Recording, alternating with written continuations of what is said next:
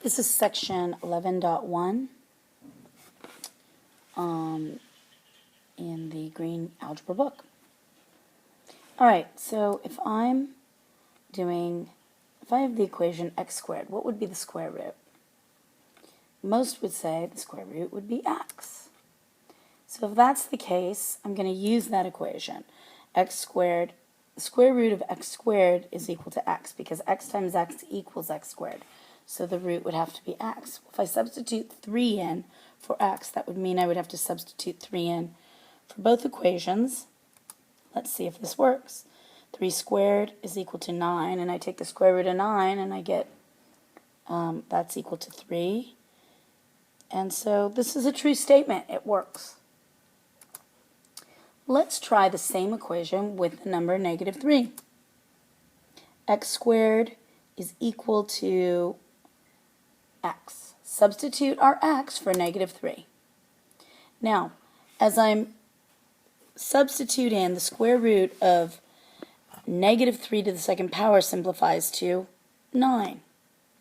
So when I take the square root of 9, is that answer going to be the same thing as negative 3? Fortunately, I get 3 is equal to negative 3. So this statement doesn't really work for negative numbers. So it's true, the square root of x squared is equal to x for all non-negative values of x only. So what we do to account for the possible negative values is we take the absolute value of x. So the square root of x squared is equal to the absolute value of x. Let's see if that works. So when I substitute a negative value in to that equation, I get the square root of negative 3 to the squared is equal to the absolute value of 3. Absolute value of 3 simplifies to 3, and the square root of 9 simplifies to 3. So this, in fact, is how we account for our negative values. So yes, it's true, the square root of x squared is equal to its root. But if there's a negative value, we have to account for it with the absolute value sign. So let's take that. We're going to use this at the end of the lesson, but right now let's start with that and look at the pattern. So we start with x squared can simplify to the absolute value of x. Now, what we're doing today is simplifying our squares. The same way that, like, say if I had a fraction, 6/8. I want to simplify 6/8. So when I simplify 6/8, I just divide numerator and denominator by 2. And I end up with 3/4. Well, I'm doing the same thing here. We're going to simplify our radicals. Now let me explain a couple different things. Take a little sidebar. This square root box, we call that the radical.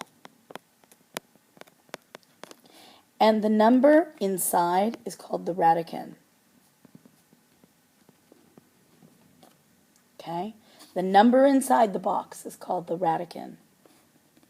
Alright, so if I were going to simplify the square root of 75, I could also say this is equal to 25 times 3. And then I could separate this, the square root of 25 times the square root of 3. Now the square root of 25 is 5, and what I'm left with, there's no perfect square for 3. So what I'm left with is 5 times the square root of 3. That's how I would simplify that radical. Well, we're going to do the same thing, only this time we're using just variables. Alright? So here we go. So if I have the square root of x to the third, I could break that up into square root of x squared times x. And are there any perfect squares in there? Yes, there are. That really means x squared times the square root of x. And x squared is a perfect square, so I can take the root out, and that would be an x. And what's left is the square root of x. Okay? So one more time. This is the root of x squared. X is the root of x squared, and I'm still left with my square root of x. Okay, keep following the pattern. Oh, yeah. All right, x squared, x to the fourth. Now, another thing I want you to think about is when I have 4 x's inside, you don't have to do this, but think of it like this. Every time I have x to the fourth means this. Every time there's 2 that match, I can pull one root of it out. I have another pair of 2, I can pull it out. So what I get here is x squared. The root of x to the fourth is actually x squared. Now, writing this out becomes very tedious, especially if you have x to the 100th. We don't want to write out 100 of these. So notice the pattern. I'm just dividing it by 2, because every 2 makes a perfect square. So the square root of x to the fourth is x squared. X to the fifth. Now look what I do. I'm going to break it up. I just got to make sure I can pull out a perfect square in there. Okay? So the perfect square, I'm going to say x to the fourth times x to the first. Now how did I know to go to x to the fourth instead of x cubed times x squared? This is fine for us to break it down, but it doesn't help me to simplify it. The same way, if I'm doing the square root of 75, when I break it down into the square root of 25 times the square root of 3, I end up with, there is the perfect square. If I broke down 75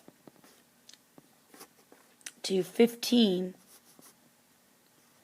times 5, there's no perfect squares in there. So what I need to do is really break it down where there's a perfect square. So instead of doing x to the third times x squared, because there's a perfect square left in that term, I'm just doing my x to the fourth. And the square root of x to the fourth would be x squared, just divided in 2.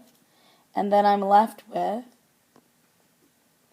so I have x, to the fourth times the square root of x. The square root of x to the fourth is x squared radical x. And we can call that a radical. And there's our simplified answer, simplified radical. Now, x to the sixth. We are, if I have 6 of them, I'm going to have 3 matches. So what I'm left with is x to the third. Now remember what we said about the negative values? If I have an odd amount of x's here, I'm going to need to put that into my absolute value. Because let's look. What that's going to mean if I just leave the x to the third, if I have a negative number, I'm going to have a negative times negative times negative, and my overall value will end up being negative. And I can't have the square root of a number equal a negative. Okay? There's no way that the square root of a radical can ever be negative. That's our one rule. So notice, with this one, it has 3 x's. That would end up being negative. Here, no matter what the value is, if I have a negative times another negative for this value here, and I multiply them together, I'm going to get a positive. Here, if I have a negative times a negative, I'm going to get a positive. Next one. Whatever the value is of this and the value of this, if this is negative and this is negative, when we multiply them together, we end up with a positive. So in this case, I have to put, so basically the rule is going to be any result that has an odd amount, an odd exponent, and only in the result, notice, the first one is to the third, is to the first. This is to the third. If it has an odd exponent for the result, we're going to have to put it into absolute value. Okay, next one, x to the seventh. We can break that down into x to the 6th times x to the 1st. So that would be x cubed radical x. Okay. X to the 8th would be x to the 4th. X to the 9th, I could break it down to x to the 8th times x to the 1st. Square root of x to the 8th is x to the 4th, and I'm still left with my radical x. Okay.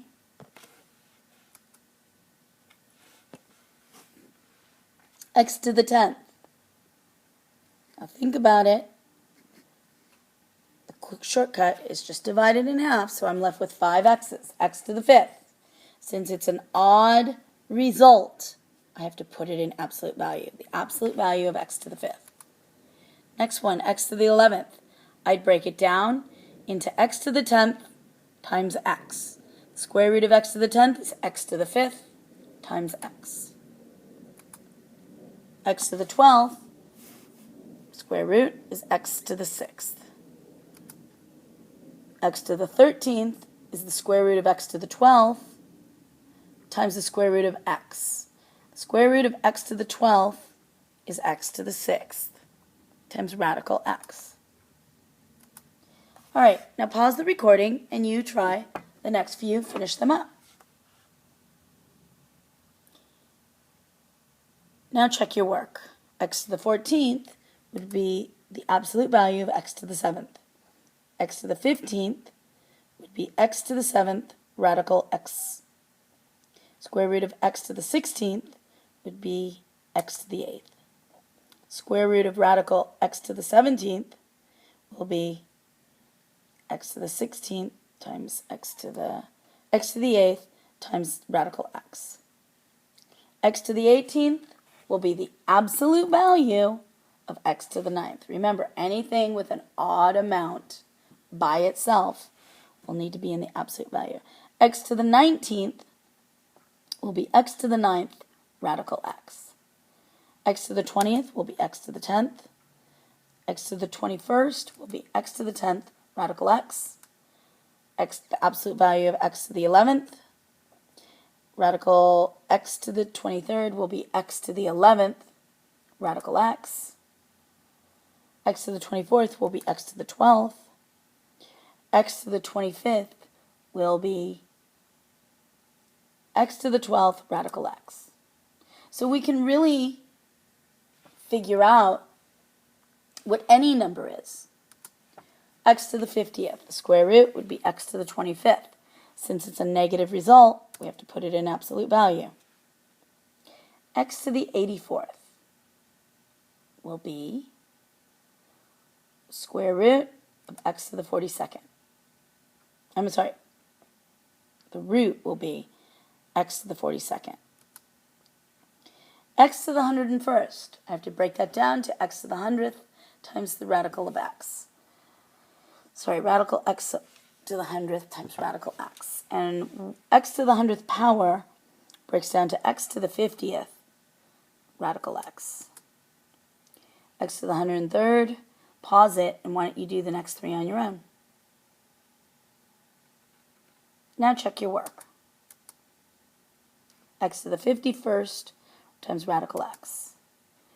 X to the 126th times radical x. X to the 241, the power. And since it's an odd number, I'm going to have to put it into absolute value. All right, so that's part one of the homework. Okay, the next part is stating the domain for x in each root below. The one rule for radicals, just like you have a rule for fractions, thou shalt not divide by 0. That means no 0 in the denominator.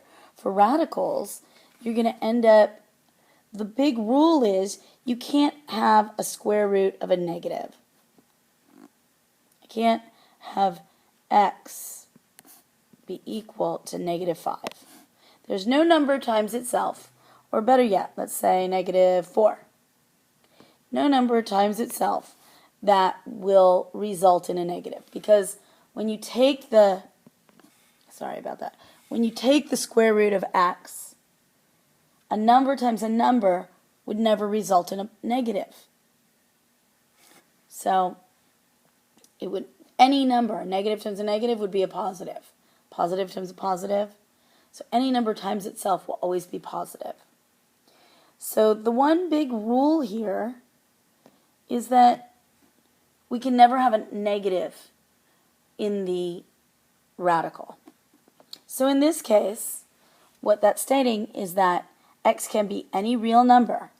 So x is an element of the reals. And x must be greater than or equal to 0. It just has to be positive or 0. The big rule is x can never equal a negative number. Okay? Now, tonight's homework, all they're really going to ask you for is this. I'm sorry, here, is right here. They're not asking you to state the domain fully. It's just ask, well, all they really want to know is what is x allowed to be versus what is x not allowed to be. So all you really need to do is write that down.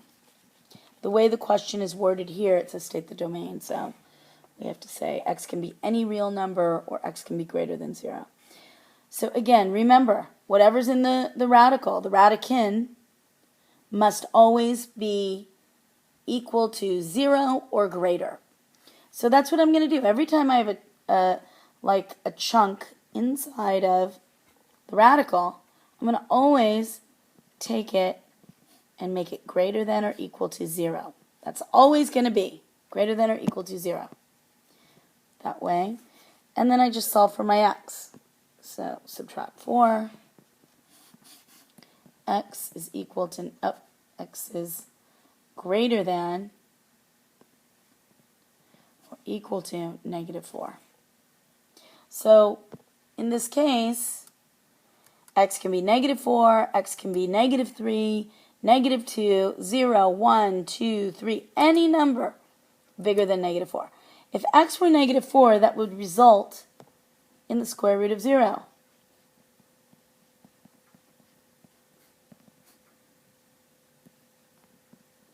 And 0 is, in fact, a perfect square. So we can do that. We just can't have a negative be in our radical. Okay, so we do the same thing. Why don't you pause it and you try the next one. Set the radicand to greater or equal to 0.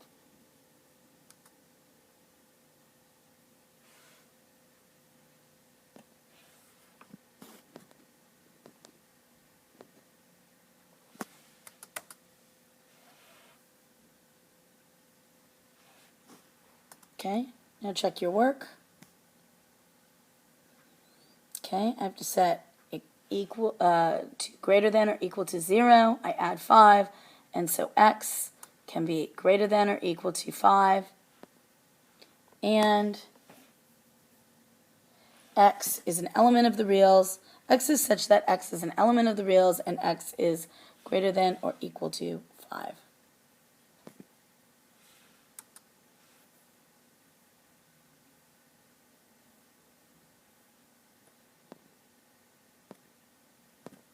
I'm having some technical difficulties. Alright, so now we're going to try stating the domain. Again, if there is something under the radical, we're going to set it to greater than or equal to 0. X, as always, is going to be an element of the reals.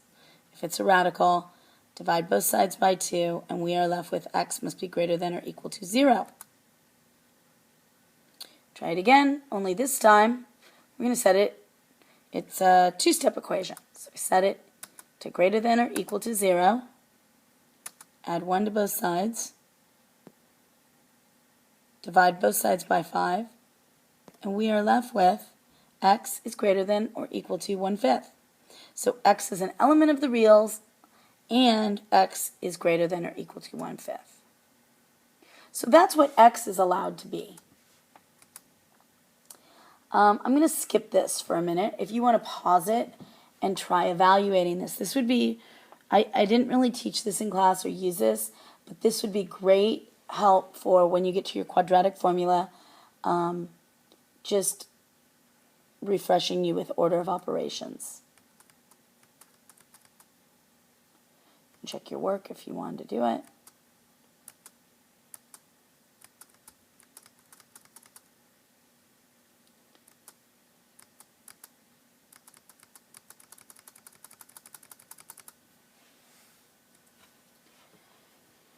And I am jumping to the next part.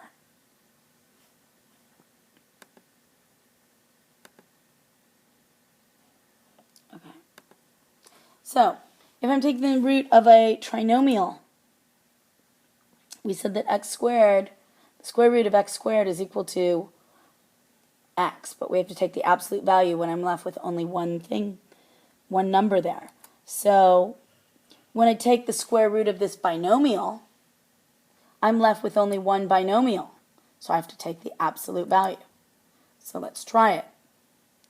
Square root of x minus 4 squared would be just one binomial of the absolute value of x minus 4. Number 2, if I take the square root. Another thing to think about is anytime you have a radical, this, and a square, they cancel each other out. Okay?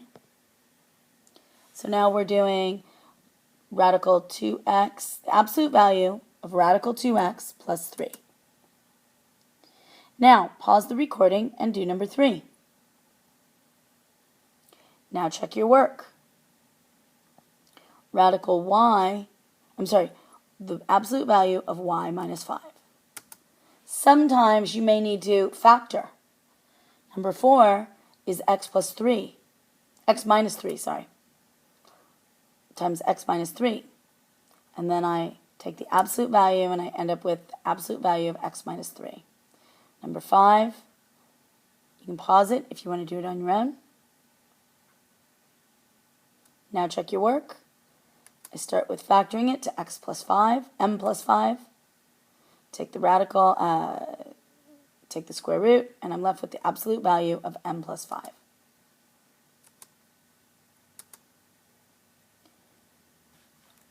Okay, last portion of 11-2.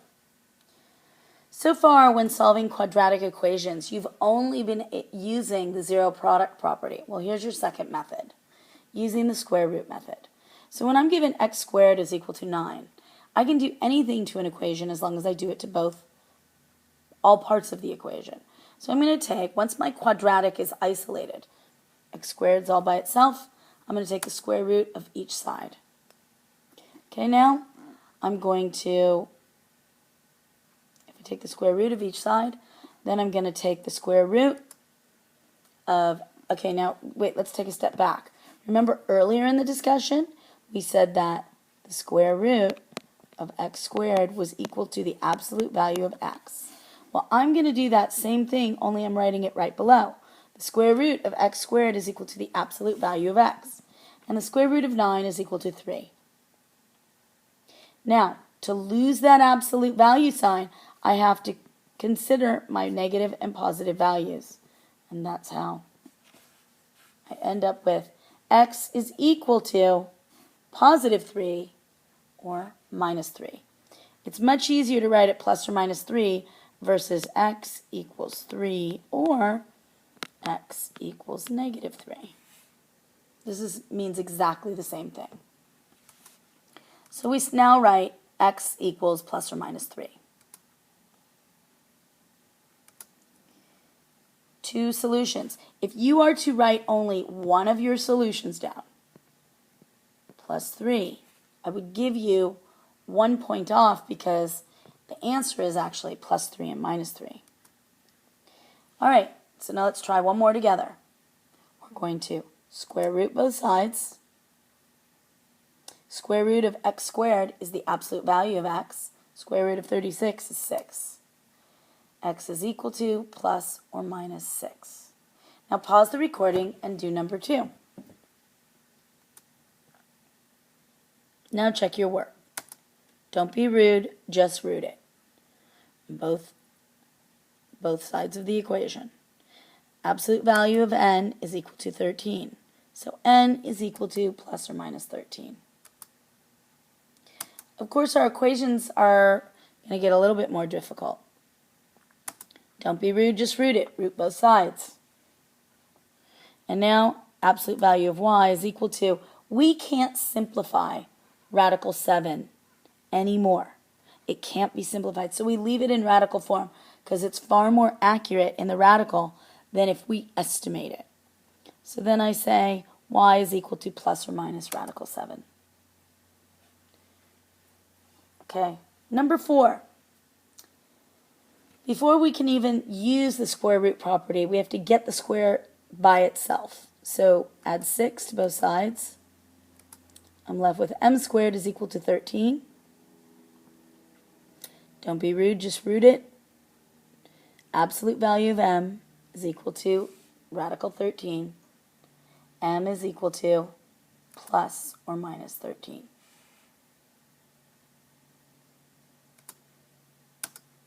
All right, next one, getting a little bit more complex. Again, isolate your squared term. First subtract 20, add 20, opposite. Divide both sides by 3. And now, don't be rude, just root it. And we get y is equal to plus or minus 4. Would you pause and do number 6?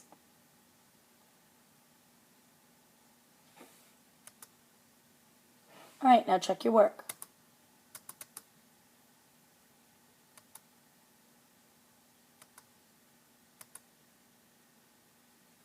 X is equal to plus or minus radical 10.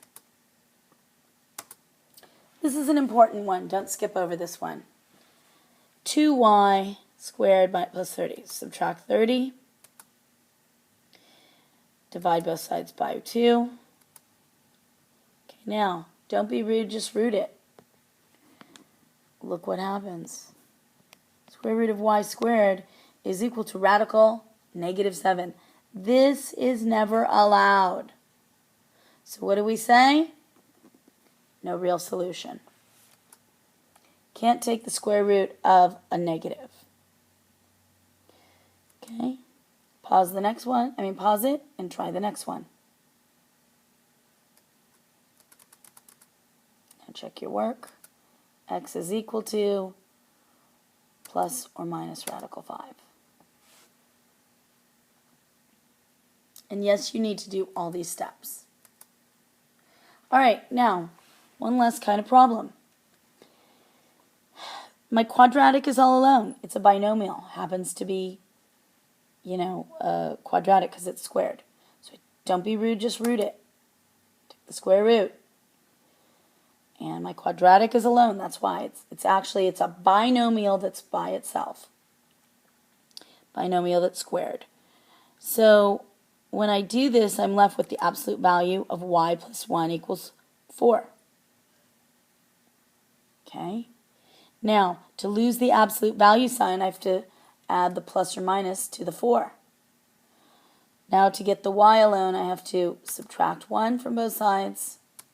And so what I'm left with is, notice, that 1 I write first. I'm just writing this right here. Negative 1 plus 4 times negative 1, or negative 1 minus 4. Negative 1 plus 4, or negative 1 minus 4. So what I'm left with is negative 3 or negative 5. Pause the recording and do the next one on your own. Now check your work. Take the square root. We get the absolute value of x minus 3 is equal to 5. Plus or minus 5. Add 3. 3 plus 5. 3 minus 5.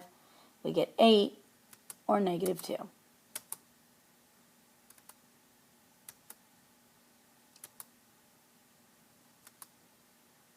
And that's the end of 11-1.